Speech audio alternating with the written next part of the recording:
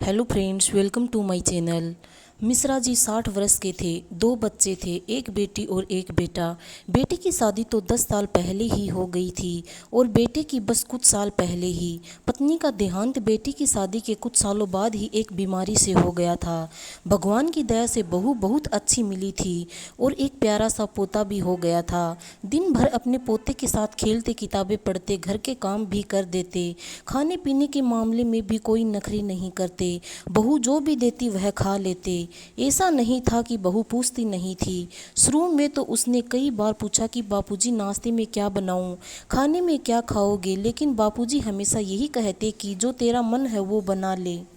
उम्र के इस पड़ाव पर जब बाकी बुजुर्ग थोड़े चिड़चिड़े से हो जाते और बात बात पर आनाकानी या नखरे दिखाते हैं तो वही मिश्रा जी सबसे अलग थे।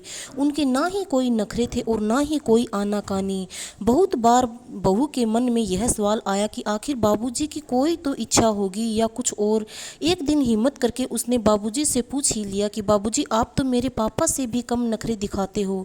वे तो मेरे पापा हैं, फिर भी अपनी पसंद नापसंद बता देते हैं और हर दूसरे दिन अपनी ये चीज़ तो कभी वो चीज़ बनाने की फरमाइश कर देते हैं। लेकिन मुझे इस घर में आए 3 साल से ज़्यादा का वक्त बीत गया, लेकिन आपके मुंह से ऐसा कुछ नहीं सुना। बाबूजी ने बस हंस के बात टाल दी तो उनकी बहू भी आज पक्का मन बनाकर बात जानने आई थी। उसने बोलना जारी रखा, बाबूजी ऐसे नहीं चलेगा। हर किसी के कुछ ना कुछ तो नखरे होते ही हैं ना, चाहे कोई कितना ही सीधा क्यों ना हो, लेकिन नखरे तो होते ही हैं थोड़े बहुत। बाबूजी ने ऐसा कुछ नहीं है बहू, तू ज़्यादा सोचती है कहकर बात टालनी चाहिए, लेकिन इस पर भी बहू नहीं मानी। कहना जारी रखा कि नहीं बाबूजी, मुझे विश्वास नहीं होता। क्या आपकी मेरे सामने कोई झिझक है? अगर ऐसा है तो मुझे बताइए। मेरे लिए आप भी मेरे पापा जैसे ही हैं। मैं आजकल की बहू जैसी नहीं हूँ जो छोटी मोटी बात पर बुरा मान जाऊंगी। अपने पापा समान ससुर जी की थोड़े बहुत नखरे तो उठा सकती हूँ मैं, या फिर आप मुझे इस काबिल भी नहीं समझते। बाबूजी के भाव थोड़े गंभीर हो गए।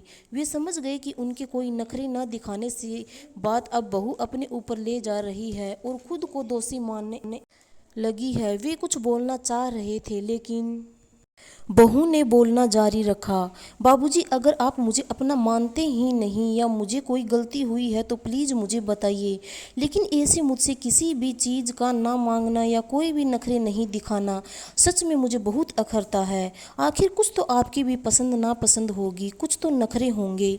बाबूजी ने बहू रानी की सभी शंकाओं पर विराम लगाते हुए बस एक बात बोली और बात वहीं समाप्त हो गई। दरअसल बेटा, जब मैं 1 साल का ही था तभी मेरी माँ चल बसी थी, तो मेरे नखरे उठाता कौन?